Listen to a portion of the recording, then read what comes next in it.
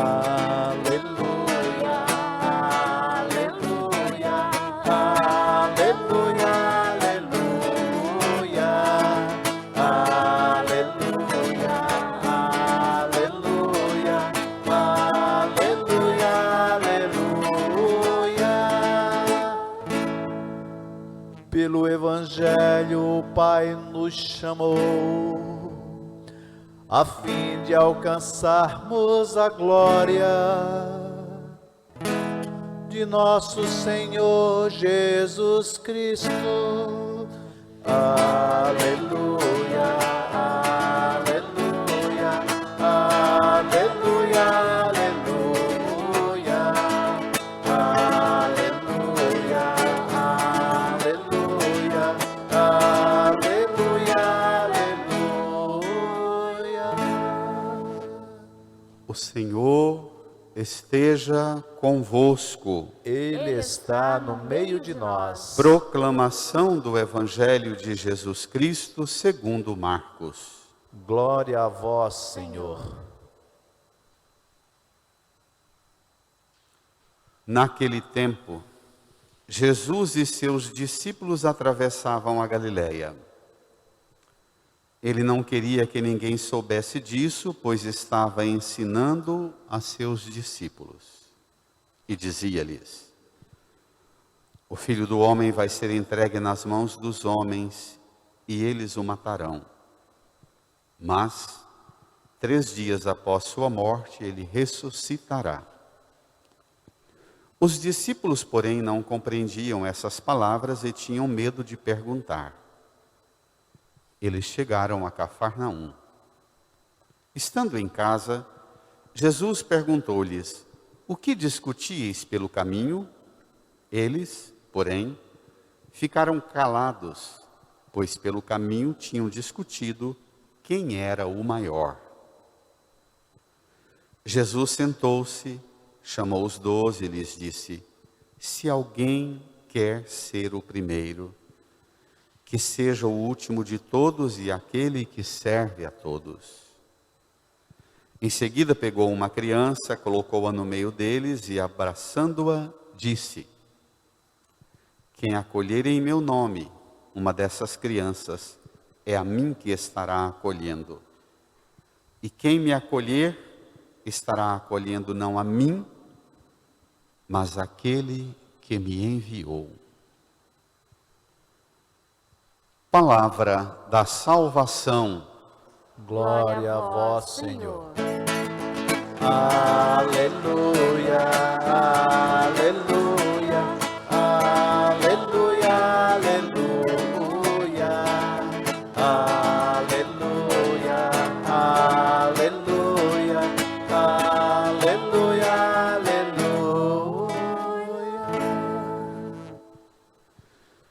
Façamos um minuto de profundo silêncio. No íntimo do nosso coração, rezemos, pedindo ao Senhor o auxílio do Espírito Santo, pois só o Espírito Santo pode nos fazer compreender a palavra. Rezemos, invoquemos o seu auxílio.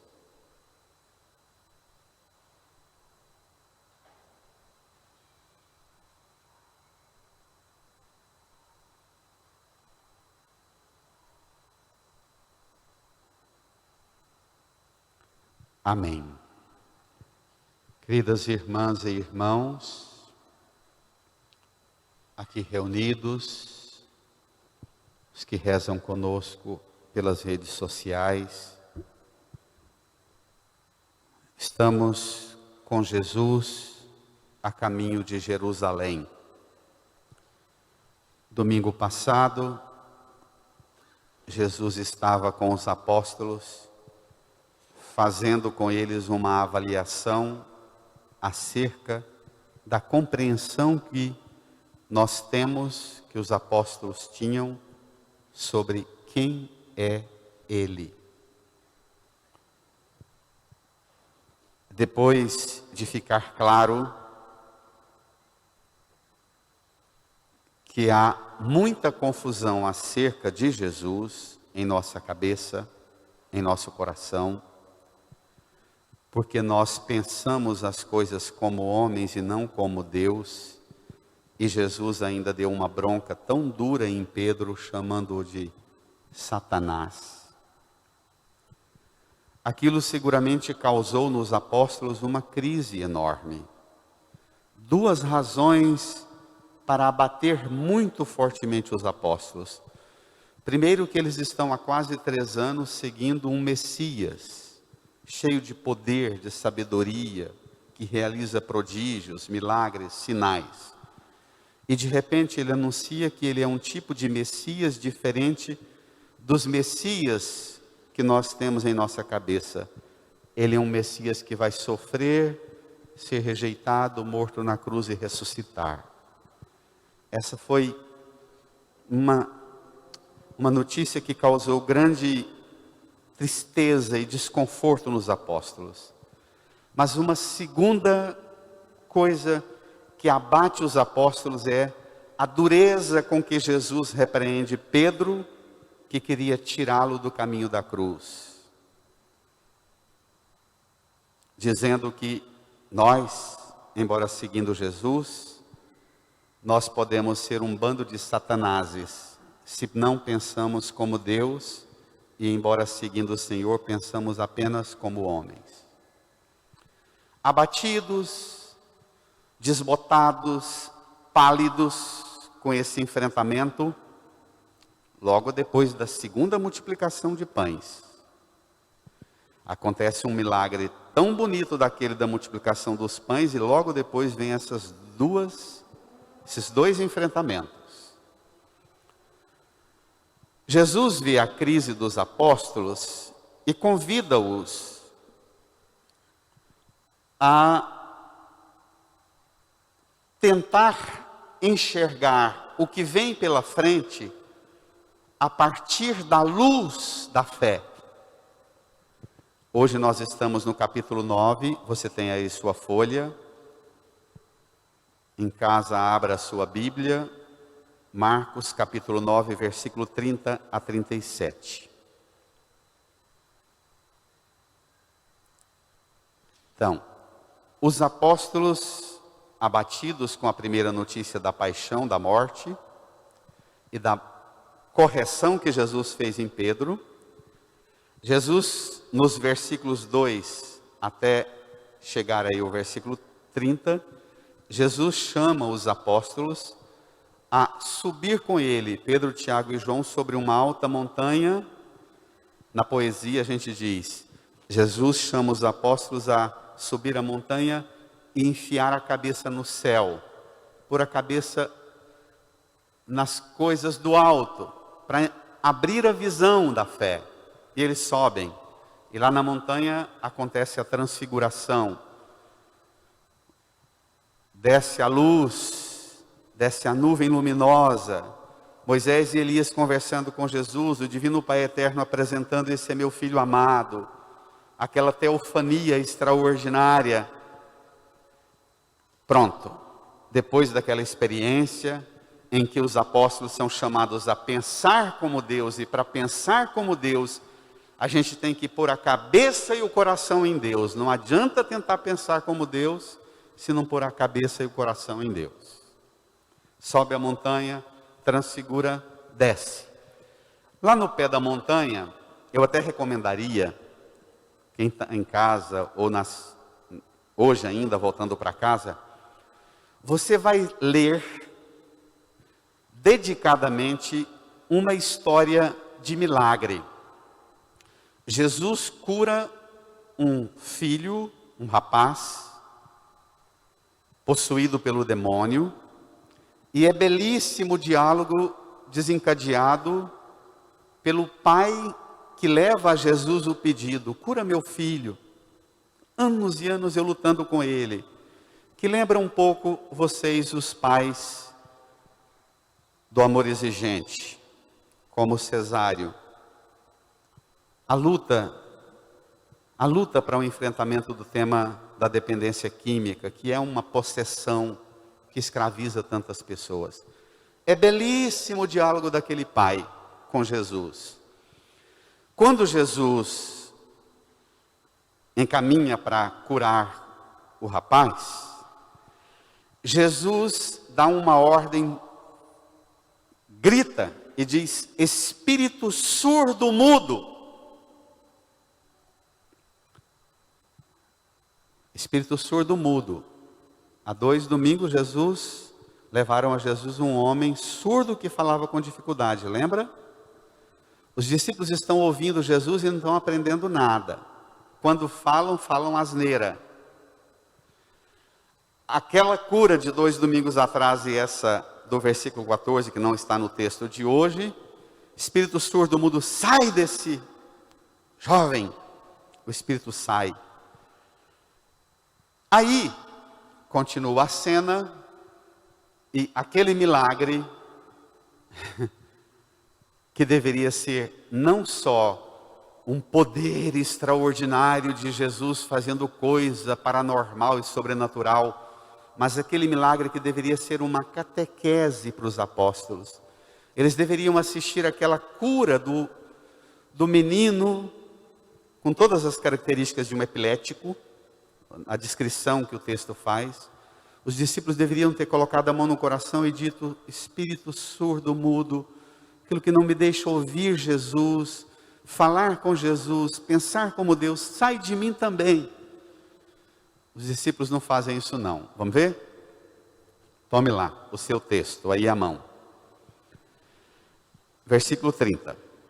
Então, naquele tempo, Jesus e seus discípulos atravessaram a Galileia. Ele não queria que ninguém soubesse disso, pois estava ensinando a seus discípulos. Um mimo de Jesus. Deixou as atividades dos milagres, das curas, deixou a multidão e diz: quero ficar só com vocês, acho que vocês não estão entendendo bem, preciso caprichar na formação de vocês, porque nós estamos indo para Jerusalém, e o desfecho vai ser forte, e vocês precisam melhorar a compreensão que vocês têm sobre mim. Vamos comigo para a montanha, vamos isolar, vamos sair um pouco da muvuca, porque vocês precisam ser ensinados. Pronto. E aí, o evangelista fala qual é o conteúdo do ensino. Vamos lá? E dizia-lhes, bradem: o Filho do Homem vai ser entregue nas mãos dos homens, e eles o matarão. Mas 3 dias após sua morte, ele ressuscitará. Opa, que conteúdo! A gente vendo Jesus realizar milagres, curar o rapaz possuído, transfigurar na montanha, multiplicar pães, e Jesus vem de novo com esse assunto desagradável. Olha, vocês estão vendo tanta proeza, tanta beleza, mas o Filho do Homem vai ser rejeitado, vai ser morto na cruz e vai ressuscitar. Vamos caminhar. Ai, esse deveria ser o centro da pregação da igreja. Não deveria existir na vida nossa de cristã e cristão nenhum tema superior a esse. Porque esse é o centro da mensagem do Evangelho. O Senhor se entregou por nós, morreu por nós, ressuscitou para dar-nos a salvação. Isso deveria ser assim, ecoar em nós dia e noite, um tipo de ensino que não deveria nunca envelhecer, nunca caducar. As nossas infelicidades de cristãos, de católicos, as nossas frustrações na fé, derivam todas da perda da centralidade do querigma, do centro da mensagem. Ele se entregou por mim, Ele deu sua vida, morreu por nós, para salvar-nos. O problema é que esse tema não nos diz coisa. A quantidade de pessoas que vêm à missa, e depois da missa chama o padre num canto e começa a chorar. Ah, padre, você não sabe como é que está a minha vida lá em casa. E desaba. Você fala, mas você não ouviu a palavra, não ouviu a pregação. Padre, mas meus problemas estão tão grandes, escutei, achei bonito, mas não guardei nada. Porque a cabeça está cheia de pensamento como homens e não como Deus. Então não entra. O espírito surdo, mudo. Ouve, mas não escuta. Tem ouvidos, mas não ouve.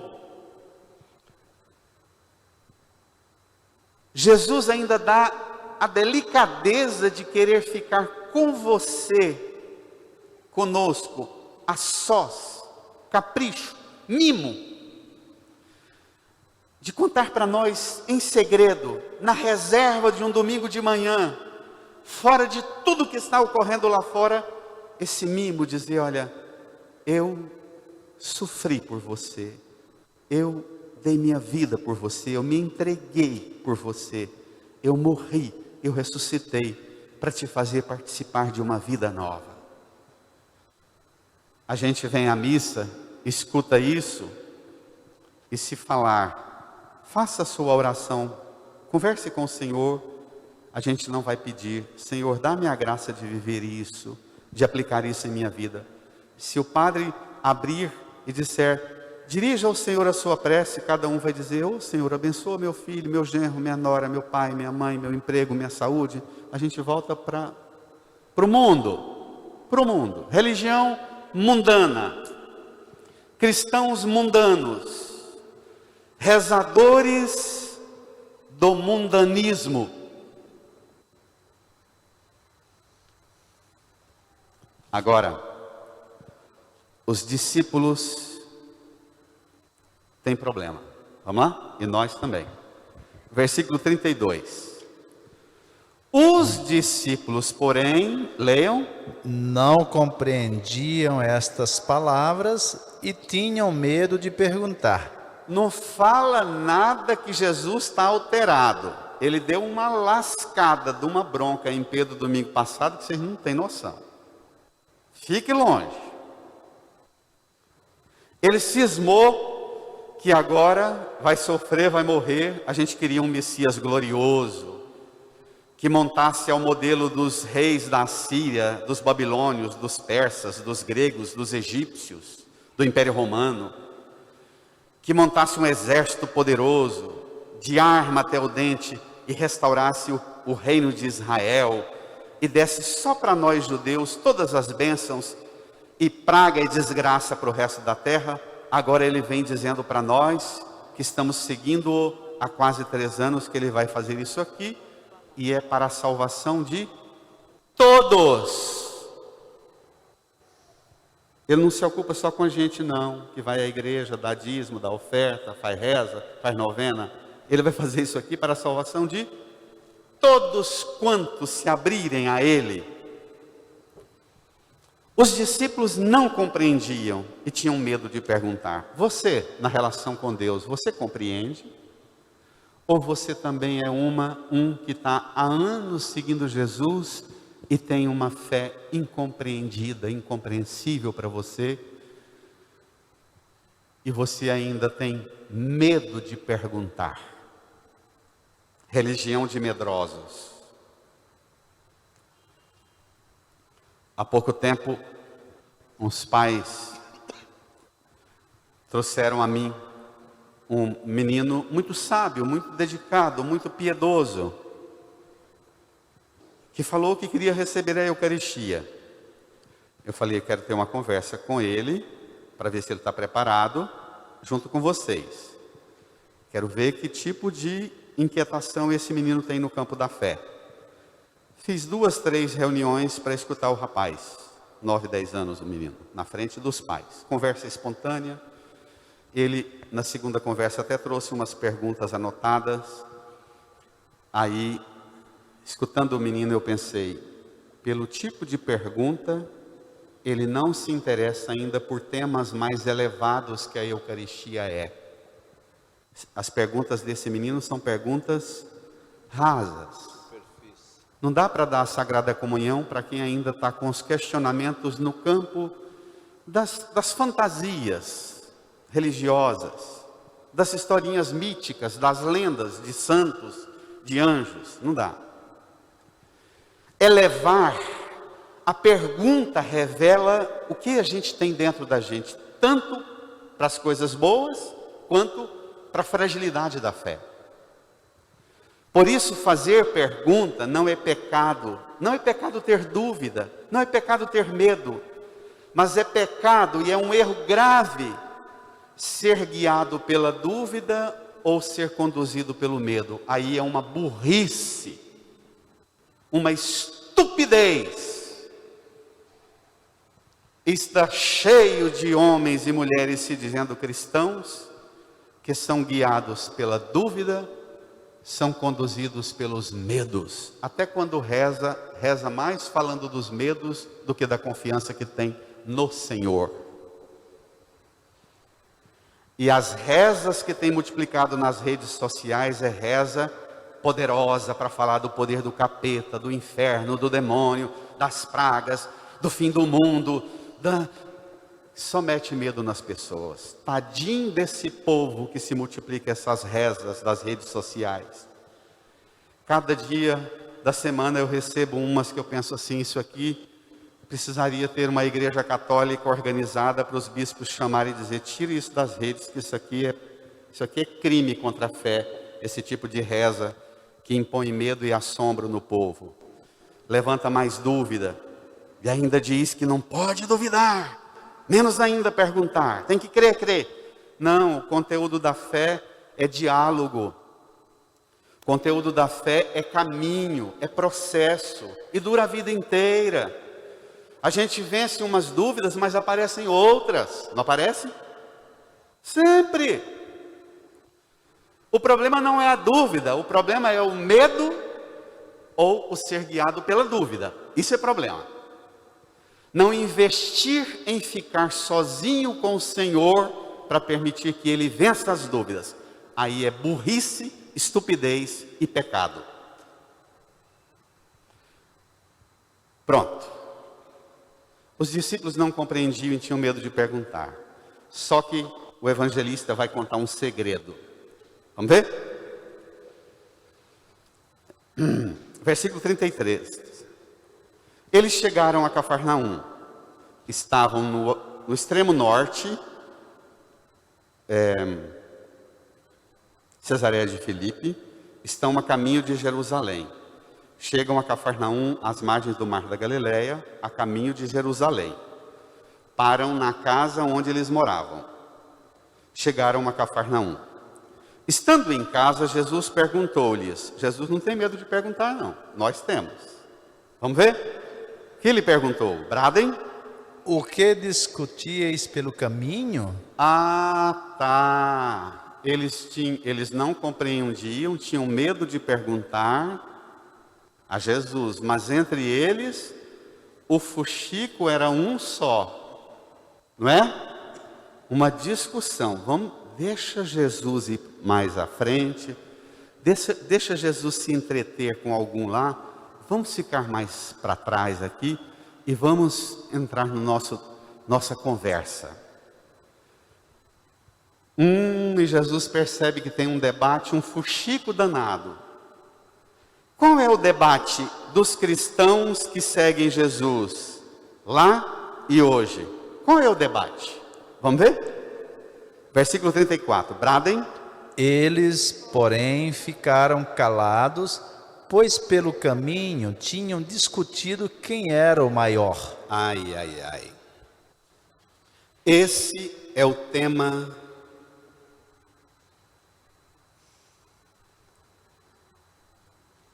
que atinge a vida do cristianismo hoje, talvez mais do que em todos os tempos da história. Um cristianismo formado por cristãos que na fé e na igreja transformamos a fé em ideologia, transformamos a igreja em partidos ideológicos e vivemos combatendo uns aos outros dentro da igreja E a disputa é: quem de nós é o maior dentro da igreja? Qual grupo presta e qual grupo não presta? Qual ideologia deve ser destruída e qual ideologia deve ser enaltecida? Quem é o maior? O cristianismo que empobreceu, esvaziou a teologia, perdeu a paciência de escutar a pregação, perdeu a paciência de dedicar tempo com o Senhor para escutar dele a centralidade do que ele propõe para nós.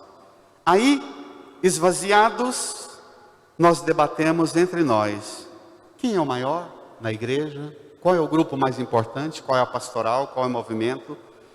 Qual é o cargo? Qual é o padre? Qual é o papa? Qual é o bispo? Qual é a ideologia? Qual é o movimento? Pegue comigo o fracasso de quem vive nesse debate. Segunda leitura, pegue lá comigo. Segunda leitura, desce o olhar, 4:1 seguintes. Carta de São Tiago, capítulo 4, versículo 1. De onde vêm as guerras? De onde vêm as brigas entre vós? Não vem justamente das paixões que estão em conflito dentro de vós? Leamos juntos, bradem. Cobiçais, mas não não conseguis ter. Matais e cultivais inveja, mas não conseguis êxito. Brigais e fazeis guerra, mas não conseguis possuir. E a razão está em que não pedis. Pedis sim, mas não recebeis, porque pedis mal. Como pode? Como pode? Como pode? Eu fui à missa e o padre me disse que quando eu rezo mal. Como pode? O padre diz que a minha rezaiada é tudo reza má. Quando eu peço mal. Como pode o apóstolo Tiago avaliar-nos e dizer que nossas rezas são tomadas de um conteúdo que é o mal? Temos cobiças, matamos uns aos outros, cultivamos inveja, brigamos entre nós, fazemos guerra, e a razão é que não pedis. Corrige, o próprio Tiago corrige Tiago. Pedis sim, mas não recebeis, porque pedis mal. São Tiago, o que é pedir mal? Responde o apóstolo. Leia. Pois só quereis esbanjar o pedido nos vossos prazeres. Seu microfone está falhando? Pega aquele sem fio que me ajuda mais, senão eu me desconcentro demais aqui. Mais me prejudica do que me ajuda. Pois só quereis esbanjar o pedido nos vossos... padre, eu amo meus filhos, eu vim pedir para eles serem felizes, para eles conquistarem o que eles sonham. Eu vim pedir que meu filho realize, minha filha realize. Pedido, esbanjar os pedidos nos prazeres, nos desejos, nas vontades, nas necessidades. O território dos nossos pedidos é aqui, o umbigo e o que está ao redor do umbigo, mais nada. As paixões estão em conflitos entre vós. O menino sonha crescer. Você arruma a melhor faculdade para ele, mas ele desacerta com 2 professores e abandona o curso, porque 2 professores estão fazendo meu filho sofrer. Abandona a faculdade e vai começar outra coisa. O menino tem ambições enormes, arruma um emprego bom para ele, mas tem um chefe falando umas coisas atravessadas para ele. Não fiz filho para sofrer. Tira o filho do emprego e transforma-o no inútil, porque não é capacitado e qualificado para o enfrentamento do mundo. Quereis esbanjar vossos pedidos nos vossos prazeres. Volta ao Evangelho. Quem é o maior? Jesus, que não tem medo nem de pergunta e menos ainda de respostas. Jesus que não nos despede e não nos abandona porque nós temos dificuldade de compreender, ainda que seja a mensagem central da fé, Jesus se ocupa conosco para dar-nos o centro do que deveria ser a fé. Versículo 35 no Evangelho. Jesus sentou-se, gesto de autoridade, de mestre. Ele não tem dúvida do papel dele. Ele não tem medo da responsabilidade da autoridade dele. Ele sentou-se, chamou os 12, colocou-os no lugar de discípulos e lhes disse: bradem, igreja. Se alguém quiser ser o primeiro, que seja o último de todos e aquele que serve a todos. Olha, vocês estão me seguindo, enquanto eu estou falando que chegando em Jerusalém, eu vou ser rejeitado, perseguido, morto na cruz e vou ressuscitar. Vocês estão debatendo, já que o papai está doente e vai morrer, vamos reunir e discutir quem vai ser o presidente da empresa, já que ele vai morrer. Isso existe? Existe? Já que o papai está doente, vamos tentar convencê-lo de assinar para a gente e passar as senhas dos cartões dele lá, para liberar para a gente, porque o debate entre nós é quem é o maior. Quem vai ficar com a senha? Quem vai cuidar das contas? Já que o papai e a mamãe estão para morrer mesmo, vamos cuidar do que é mais importante? Os bens, os cargos, a função. Uma igreja toda voltada para si, uma igreja toda voltada para o umbigo, uma igreja toda voltada para o jaleco, para a veste, para o título, para o reconhecimento. E nós pregadores, mais grave ainda, pregadores voltados para os likes, para os seguidores, para o tweet, para o embate da fama, do prestígio, do poder. Quem é o maior? O remédio que Jesus oferece para os apóstolos é o remédio que ele dá. Vamos ver? Se alguém quiser ser o primeiro, que seja o último de todos e aquele que serve a todos. Irmão, olhe para a cruz. Você nunca entenderá como ser na sua vida, no seu trabalho, no seu casamento, na sua família, como ser o último de todos e aquele que serve a todos, se você não passar horas e horas e horas contemplando Jesus, que na cruz se fez o último de todos e aquele que serviu a todos, dando sua vida, seu sangue, pela salvação de todos. Só a cruz pode te explicar o que é ser o último de todos e o que serve a todos.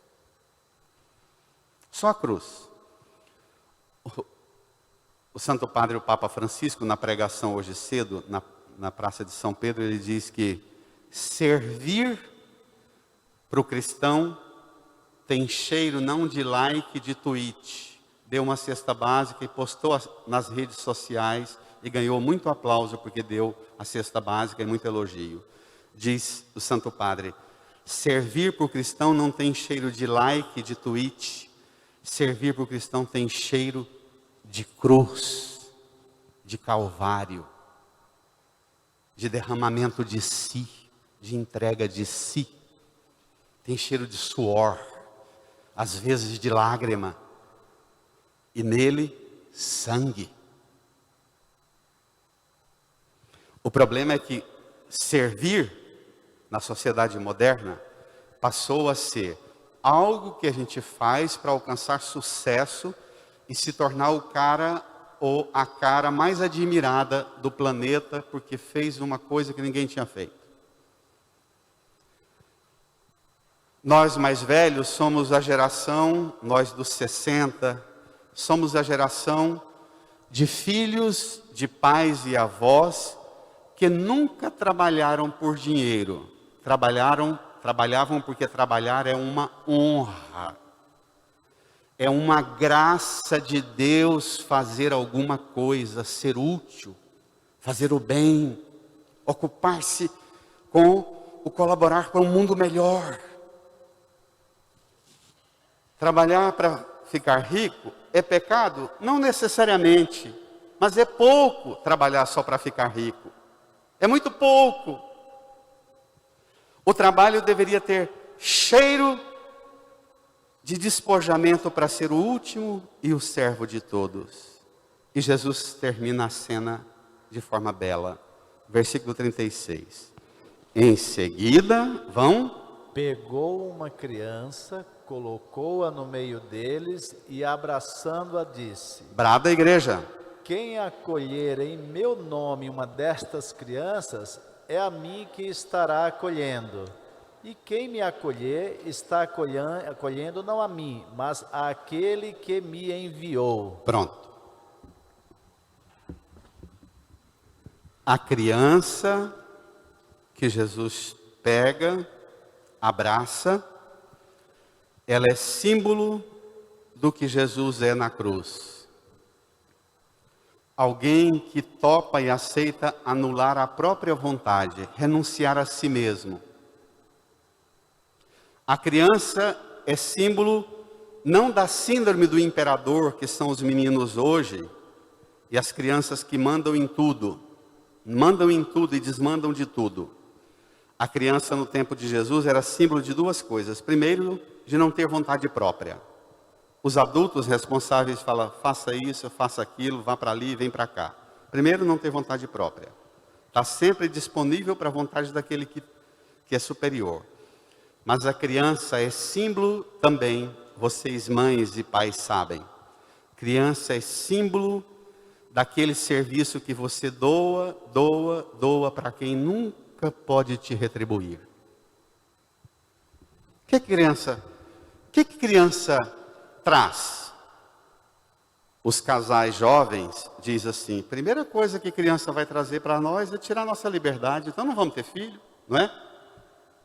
O que criança traz? Não, vai perder a paz nossa, a gente não vai poder mais viajar e fazer o que quer. Criança é exatamente símbolo daquela realidade que entra na minha vida e na sua, e tira de nós e não dá retorno nenhum, segundo a lógica dos retornos imediatos das ambições do mundo. Está claro? Se você sonha, e talvez você nunca tenha recebido um abraço de Jesus como aquela criança recebeu, hoje é dia de você devolver a criança que talvez envelheceu em você e perdeu a graça de ser o último e de ser o servo, porque passou a ser cheio demais de vontade, de autoridade, de poder, de prestígio e de privilégio, e manda e desmanda em tudo, e por isso já tem anos que você conquistou muita coisa, mas tem muito tempo que você não recebe um abraço de Deus. Você consegue no máximo bajulação dos outros, querendo tirar vantagem de você, mas abraço de Deus talvez você não tenha recebido há muito tempo. Hoje é dia de você topar, desejar, querer um abraço de Jesus. Ser como uma criança. O evangelista Mateus diz assim, se não mudardes e não vos transformardes em vossa maneira de pensar e agir, e não passardes a ser como as crianças, vós não entrareis no reino dos céus.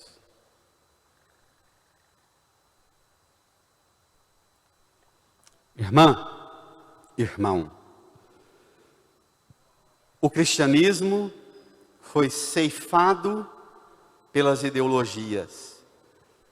O cristianismo que deixou de ser a testemunha dos seguidores do Senhor, homens e mulheres na liberdade para serem os últimos de todos e os servos de todos, passamos a fazer coisas, a publicar nas redes sociais e a pedir voto, até transformar o cristianismo em bancada de cristãos evangélicos, católicos lá em Brasília ou em qualquer lugar.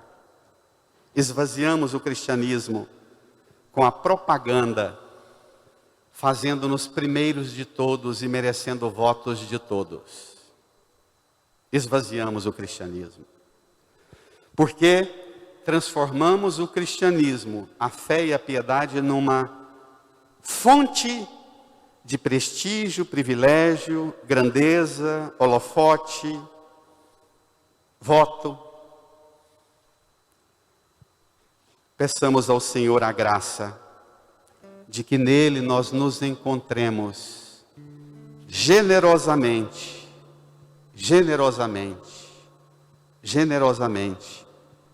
a reconciliação com a liberdade de ser o último de todos e aquele que serve a todos. Você sabe na sua casa a dificuldade sua de ser o último e o servo de todos. Você sabe em que te pesa ser o último e o servo. Fale com o Senhor. Ele não te abandona. Ele quer te abraçar e te conceder a graça de ser o último e o servo de todos. Reze, invoque, fale com Ele. Abraça-me, Senhor, com teu Espírito, e minha alma reviverá. Abraça-me, Senhor, com teu Espírito, e minha alma reviverá.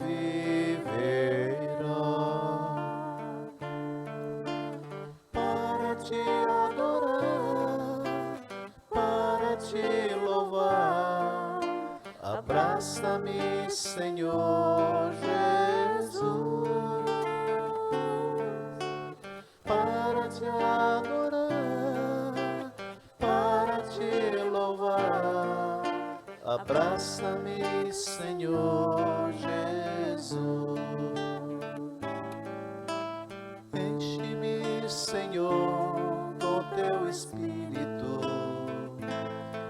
e minha alma reviverá.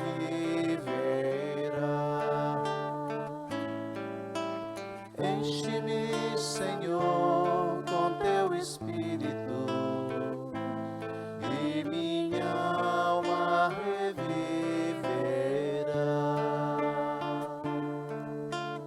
Para te adorar, para te louvar, enche-me, Senhor Jesus.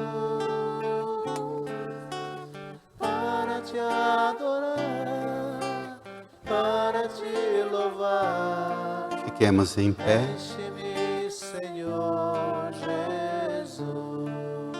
Olhando para a cruz. Estenda a sua mão para a cruz. Reze comigo, Senhor Jesus.